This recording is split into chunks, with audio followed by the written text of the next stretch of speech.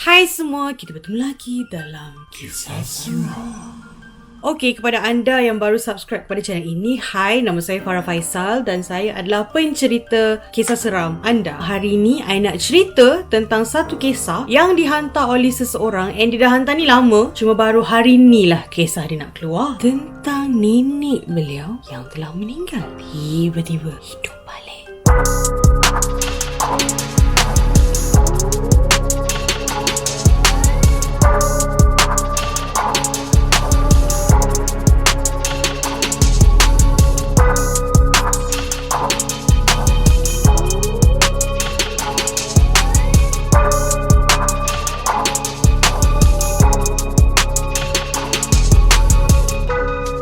Okay, cerita dia macam ni.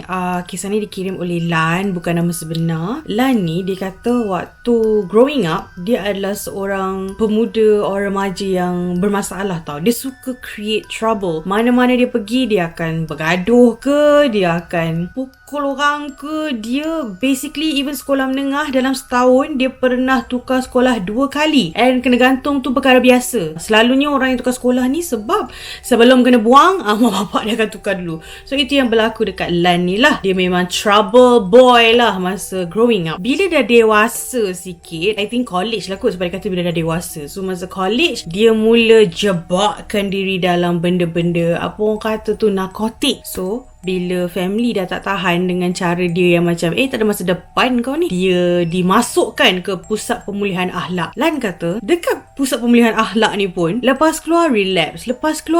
So around masa ni dia dah keluar dah daripada pusat pemulihan akhlak ni, around 25 dah umur dia. Dia macam saudara mara lah, pakcik ke makcik dia macam suggest, anak kau ni macam tak ada masa depan ni, kau hantar je lah balik kampung, duduk jaga nenek, belajar sikit hidup. Selalu orang kalau ada masalah ni, dia suka macam bagi suggestion, duduk kampung lah, pergi sekolah pondok lah. Macam kalau orang tu ada masalah, kau treat lah masalah tu, bukan campak. Tapi tak apalah. Ini kisah hal orang. I tak boleh judge. Anda jangan judge story dia, I pun tak boleh judge story dia. So okay, tak apa. So to cut short, di usia yang 26 tahun ni, Lan dihantar untuk pulang ke kampung untuk duduk dengan nenek dia. Usahakan tanah lah. Nenek dia ni orang kaya tau. Nenek dia ada macam ladang getah, lepas tu ada tanam banyak lah, kebun. Memang tanah memang luas lah. So diorang mengharapkan bila Lan ni duduk dengan nenek dia, dapatlah bina jati diri yang bagus, pandai nak handle ladang, management, macam-macam lah. Walaupun kerja kampung, tapi at least busykan diri dia dengan tanggungjawab supaya dia tak meraban teben buat entah apa-apa. Tapi ni kan kisah seram, takkanlah tak ada kejadian kat rumah nenek. Masa awal-awal Lan ni duduk dekat rumah nenek, dia tak ada apa. In fact, dia tak payah nak bekerja sangat pun seperti orang membayangkan yang dia begitu bertanggungjawab. Tak, nenek dia dah upah orang. So dah ada sistem. So ada orang ni yang jaga kebun, orang ni yang mando dekat ladang getah. Nenek dia just datang mando-mando je lah tu, tengok, memerhati nenek dia. Dah 90 lebih tahun. Not 100 lah, 90 something. I tak recall sangat berapa exact lah, 96, 97 macam tu lah. But korang kan dah baca tajuk, so nenek dia kuat lah. Masa awal dia sampai tu, nenek dia dah cakap, engkau nak duduk rumah aku, engkau pandai bawa diri, kau jaga diri kau. Sebab kalau kau buat hal, aku benam kau dalam perigi tu. Lan masa kecil-kecil, dia takut dengan perigi kat belakang rumah tu. Okey, rumah nenek dia ni ada toilet kat luar. Dekat tepi toilet tu pula, jauh sikit, ada perigi. So masa dia orang kecil-kecil, dia dengan sepupu-sepupu dia semualah kecil-kecil, masa dia orang tengah main-main kat tepi perigi tu, dia orang nampak ada macam budak kecil sangat panjat perigi tu keluar, main atas air tau kat perigi tu. Air perigi tu penuh. Selalu kalau I tengok movie ke, air perigi tu kan macam bawah sikit, kita kena baling macam baldi untuk kaut air kan. Lan kata perigi dekat rumah nenek dia sentiasa air penuh. Tak payah susah-susah nenek dia nak bongkok ke, nak apa ke, air penuh. So dekat atas air tu, budak tu macam tak tahulah main ke berlari ke apa, tapi ada figura budak yang tengah berjoget-joget atas air. dekat perigi tu. And budak tu memang features budak semua, tapi dia kata bersaiz kecil je, macam sebesar tapak tangan. So dia dah umur 26 ni, bila nenek dia cakap macam tu pasal perigi tu, somehow dia terimbau. Lepas tu dia macam takut lah. Walaupun perigi tu dah lama tak guna sebab rumah nenek dia dah renovate, dah ada bilik air kat dalam, dah tak ada siapa guna perigi tu, tapi perigi tu dah, air dia masih begitu. So untuk mengelakkan dia benamkan dalam perigi tu, so Lan behave lah.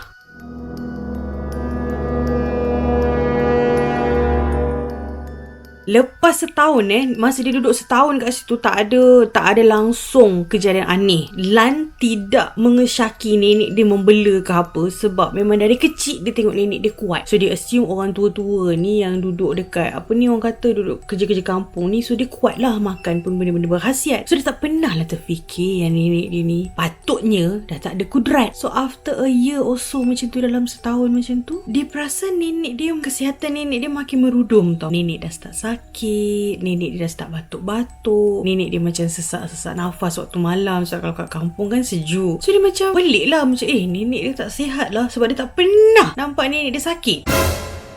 So bila dah start nenek dia sakit, dia mula rasa macam rumah tu macam ada orang lain. Bila every time nenek dia dekat dapur, dia tahu nenek dia tengah masak tau. Dia nampak nenek dia dekat dapur tu tengah masak, tapi yang terselindung ni, bahagian yang sinki ni, boleh bunyi air macam ada orang basuh pinggan. Benda-benda petanda ni tidak lagi lah menggerakkan hati dia tentang sesuatu yang tak kena kat rumah tu. Until ada satu pagi ni, dia terjaga. Dia kata dia tengok jam kat tepi katil tu dalam 3 lebih lah, 3.40 ke macam tu lah. Dia terjaga sebab dia dengar ada baby menangis kuat gila. Rumah dia tak ada bayi, of course. Dan rumah dia, tanah nenek dia begitu besar, jiran jauh. Sebab dekat kampung dia kata semua orang kat situ ada tanah besar-besar. So macam sini adalah kawasan diorang, so tengah-tengah tu rumah. Dia laman aje lah. If you want to go to someone's house, you kena naik bicycle ke, you kena naik motor ke. So tak mungkin akan ada bunyi bayi menangis unless ada orang buang bayi kat rumah dia. So dia pun buka tingkap bilik dia, kat tepi katil je. So dia buka tingkap dia, gelap. Tapi bila dia amati, bunyi tu tak datang dari luar. Dia senyap dengar bunyi datang dari dalam rumah.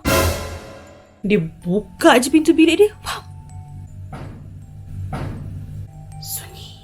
Dia dah pelik. So dia nampak bilik nenek dia. Bilik nenek dia ada cahaya. So dia macam, nenek dia tak tidur ke? So dia macam, okay, dia pergi dekat bilik nenek dia. Dia nak buka lah, nak tengok macam nenek okay ke kan? Apa yang bunyi menangis? So nenek dia ke apa ke benda?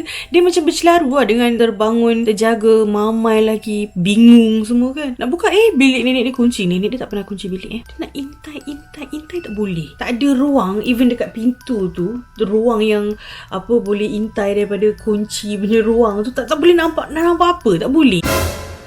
Dia ketuk tak ada nyaut. So dia macam okey lah kot. Atau maybe nenek dia tertidur dengan lampu kecil terbuka lah tu. So kita pula dia masuk balik bilik. Dia nak masuk je bilik, dia dengar dekat dapur,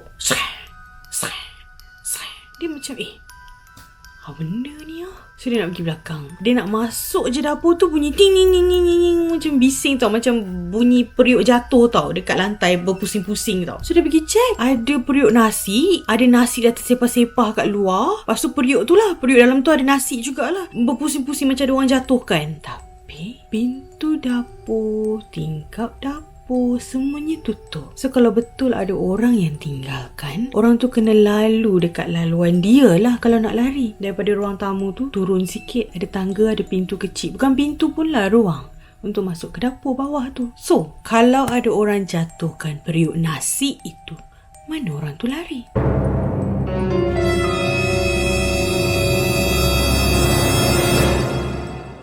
Time ni dia dah rasa tak sedap. Tapi Lan, sebab dia tak pernah seram dekat kampung and tak mengesyaki nenek dia ada something wrong somewhere, dia syak kucing lah kot. Dia pun malas fikir sangat. Tak apalah, dia masuk bilik, dia sambung tidur. Masa dia nak tidur tu, dia macam terasa macam ada sesuatu pancat atas badan dia tau. Dia describe waktu tu dia terasa macam tikus, macam ada benda kecil. Dia buka mata, dia tengok, tak ada apa.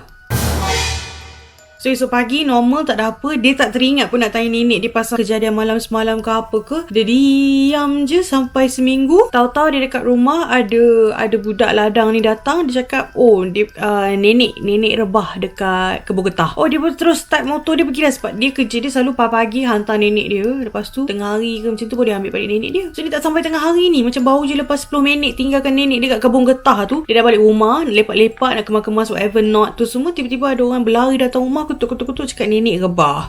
So bila nenek dah rebah, dia orang pakai je lah kereta siapa-siapa yang ada kat situ tu, terus bawa pergi hospital tau. So while doktor semua tengah nak check, Lan pergilah sibuk call parents dia, cakap nenek rebah, dia sesak-sesak nafas dekat tengah-tengah ladang tu, dia jatuh. Lepas tu yang dia orang pergi datang rumah, dia dah bawa hospital semua lah. So everything dah settle lah. Dia dekat hospital, just nak bagi tahu lah nenek rebah. Mak bapak dia kata lah, okay, nak tunggu doktor cakap apa, kita orang akan datang. At the same time, mak dia ni duk bagi tahu lah segala adik-beradik ni semualah yang macam, mak kita dah rebah. So bila dia dah selesai call apa semua, dia tunggu je kat luar sebab nenek dekat dalam kan, emergency kan. Dia tunggu.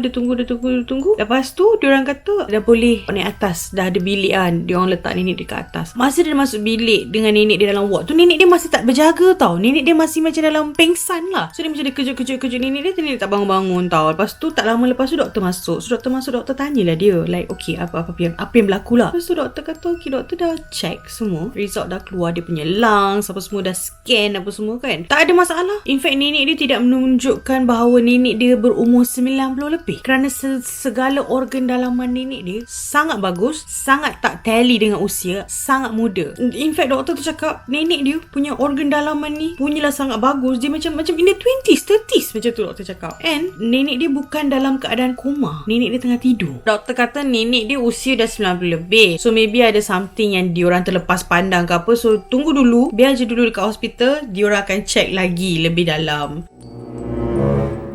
Dia call balik parents dia bagi tahu yang nenek stabil, doktor dah explain semua benda, cuma banyak benda nenek tak faham. So mak dia pesan lah, mak dia kata bacalah Yasin sebelah nenek, kalau dia dengar suara Kang dia datang, dia adalah kesedaran untuk nak sedar ke apa kan. Dia dekat hospital, dia tak bawa baju, tak bawa apa, so dia tak ada Yasin pun dengan dia sebenarnya. So okey lah, hari masih siang, so dia balik rumah, dia nak pergi ambil Yasin lah. Masalahnya dia tak ada Yasin. Dia masa balik kampung tu pun dia tak ada Yasin tau, dia tak bawa pun Yasin. So dia expect kat rumah nenek dia ada Yasin lah kan. So dia masuk rumah macam biasa, dia nak cari Yasin, dia tak jumpa.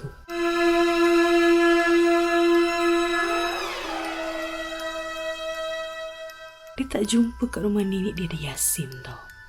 Lepas tu baru dia perasan, sejak dia balik dia tak pernah solat tau.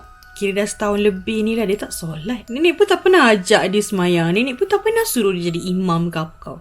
So dia macam so kat mana simpan sejadah, segala Yasin ni semua. Cari segala bilik, segala laci apa semua tak jumpa. So dia just ambil baju-baju dia, pack untuk pergi balik dekat hospital sebab nak tidur dengan nenek dia lah. Hospital kerajaan ni dia adalah bilik yang sharing tau. Macam satu bilik tu ada banyak katil. Nasib baik di katil nenek dia, katil depan tak ada orang, katil sebelah pun tak ada orang, tapi katil yang belah situ ada je orang. So nurse tu cakap lah kat dia, kalau sampai malam Kang tak ada siapa-siapa masuk naik, dapat katil tu, awak boleh je lah kalau malam ni nak tidur. Sebab dia ada macam satu kerusi, ada kerusi je lah kat tepi tu. So tak selesa pun kalau nak temankan nenek dia. So nurse kat situ baik lah. Dia kata kalau tak ada orang malam ni tak apa, awak boleh je naik atas tu tidur. So dia tanya nurse tu, nurse nak tanya ada Yasin tak? Saya terlupa. Dia tak adalah dia cakap rumah nenek tadi Yasin kan. Dia cakap lah, saya terlupa nak bawa daripada rumah lah tadi, saya nak mengaji untuk nenek saya. So okey lah, nurse tu pinjamkanlah Yasin dia. Lepas tu entah macam mana tak, agaknya mak dia tak sedar hati ke apa, dia mak dia call balik. Mak dia kata jangan lupa tau baca Yasin. So dia macam marah lah mak dia. Dia kata macam, orang tahulah nak baca, kenapa nak pesan banyak kali? Ya nanti Lan baca lah untuk nenek. Lepas tu mak dia kata lah, kau pun kalau ada masa tu kau pergilah turun kat surau tu, pergilah buat solat hajat, so nenek kau sedar lah. Tengah mak dia ada suara dalam conversation diorang. Aku belum mati. Dia terdiam, mak dia diam. Lepas tu mak dia kata, kau mengaji, kau solat. Lepas tu dia macam dah takut tau. So dia tengok nenek dia, Nenek tidur, nenek tak bangun tak apa pun. Tapi memang tengyang-nyang lah dia kata masa tu. Tengah borak dengan mak dia. Mak dia kata, pergilah baca, apa buat solat hajat lah, apa ni semua kan. Aku belum nak mati So esok pagi tu, dia tertidur. Lepas mak dia call tu, dia kata seingat dia tak ingat apa-apa, dia macam tertidur. So dia memang malam tu dia tak baca pun Yasin untuk nenek dia. So pagi tu doktor buat round. Doktor datang lah tanya kat dia malam tadi apa-apa ke, ada ke nenek dia sedar ke apa. But dia tak ada jawapan sebab dia memang tertidur. Tak tahu entah macam mana, tahu-tahu dia tidur. Dia pun tak sedar sebab last dia cakap dengan mak dia, tahu-tahu dia blank. Doktor kata kalau parents dah sampai ke apa nanti, bagi tahu doktor tu, because doktor nak bercakap dengan waris. Bila dalam pagi dekat-dekat tengah hari tu lah, barulah mak bapak dia sampai. Kebetulan ada pakcik-makcik dia pun semua sampai. Dia bagi tahu nurse. Lepas tu nurse bawa doktor jumpa. Dia tak tahu dia dekat dalam, dia orang borak kat luar. So basically doktor tu macam cakap dia suggest untuk bawa balik and anak beranak jaga je. Sebab tak ada sebab untuk diorang stay kan dia, sebab dia tak sakit. Lepas tu dah macam tu, okey tak apalah, bawa lah balik nenek dia. Nenek dia bawa balik kampung dekat rumah nenek dia tu, naiklah ambulance. So masa dah sampai, ada 2 orang dalam ambulance tu. Kira dalam ambulance tu ada 4 orang. Lan, nenek dia, driver dengan lagi seorang tau, duduk dekat co-pilot punya seat tu kan. So diorang 2 orang ni lah yang tolong buka stretcher ni apa semua, letaklah nenek Lan ni dekat ruang tamu. Diorang tak letak kat bilik, diorang letak kat ruang tamu. So dah letak kat ruang tamu tu, nenek tu tidur kat situ. Lepas seorang lah datang sebab semua pun dah dapat news kan yang nenek Lani dah sakit lah, nazak lah orang kata. Malam ni kita buat ni lah, kita buat tahlil. Siang tu mak dia pergilah suruh Lan cari, pergi ambil Yasin dan Melaci semua kan. Nanti kan lepas maghrib kan orang nak datang. Dia kata kat mak dia, rumah dia tak ada Yasin tau. So mak dia kata, mana boleh rumah ni tak ada Yasin? Dia kata ya. Dia cerita kat mak dia lah yang dia nak pergi, apa orang kata tu, nak pergi ambil Yasin, nak bacakan untuk nenek dia tu kan. Tapi tak jumpa. So mak dia punggah semua punya dalam kotak bawah rumah. Mak dia terkejut lah, takkan mak dia letak bawah rumah. Memang bawah rumah tu ada Yasin, ada Al-Quran semua tau, buruk-buruk dah. Sebab kena air apa semua kan. So memang bawah rumah tau Yasin. Dia alihkan mana yang dah tak boleh nak pakai tu, yang bawah tu masih ada yang elok. So mak dia angkat semua tu, bawa naik atas. Ya Allah, mak dia angkat. So okay, tak apa. Dia kata tak payah beritahu orang.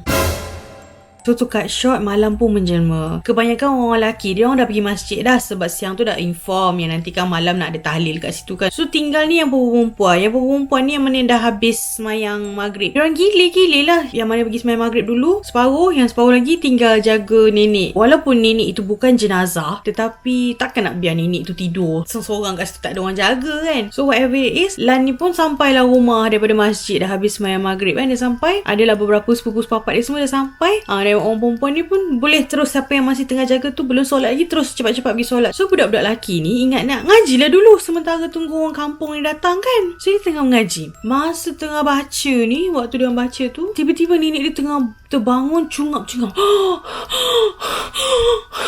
Macam tu tau. So diorang macam terberhentilah baca. Lepas tu adalah suara yang lain, mak dah bangun ke? Kiranya adik-beradik mak dia lah. So semua terberhenti, pergilah check. Nasib ada cousin dia seorang ni, perempuan. Dia memang kerja taska, so dia tahu CPR semua ni lah. So bila nenek dia dah macam rebah balik, dia pergilah tolong CPR lah apa semua. Lepas tu dia check, nadi nenek dia tak ada tau. Lepas tu dia cakap lah, dia kata nenek dah tak ada. Dia cakap kat semua orang tau. So semua dah terdiam, semua dah terduduk, tergamam. Semua pun start nangis. Lepas tu tak tahu siapalah dalam keadaan commotion tu pergi call, bagi tahu imam apa semua yang nenek dah tak ada. So makin ramai lah orang-orang yang apa ni, kalau tidak orang lelaki je datang nak baca Yasin kan.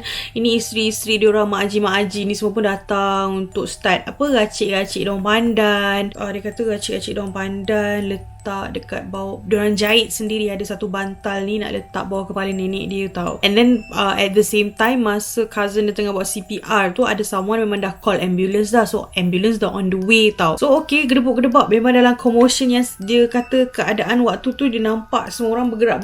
Tapi dia sendiri tak tahu nak buat apa. Dia macam lemah je. So tapi tahu-tahu dia blank. Tahu-tahu jenazah nenek dia dah ada kat situ, dah dikafankan semua. Tahu-tahu orang keliling tengah baca Yasin. Dia tiba-tiba tersedar macam tu tau. Situasi tu macam tu. Time tu dalam sebab, dalam terkejut, dalam tak tahu nak buat apa. Okay, dia buka balik Yasin tu walaupun dia dah tak nampak apa. Sebab dia kata memang air mata berjurai je lah. Sebab dia duduk setahun kan dengan nenek dia. So dia memang terkesan gila-gila lah bila nenek dia meninggal tiba-tiba kan. So okay, dalam dia nak join mengaji tu, diorang dah baca, tiba-tiba nenek yang telah dikafankan ni bangun. Nenek dia yang baring tu, bang, laju.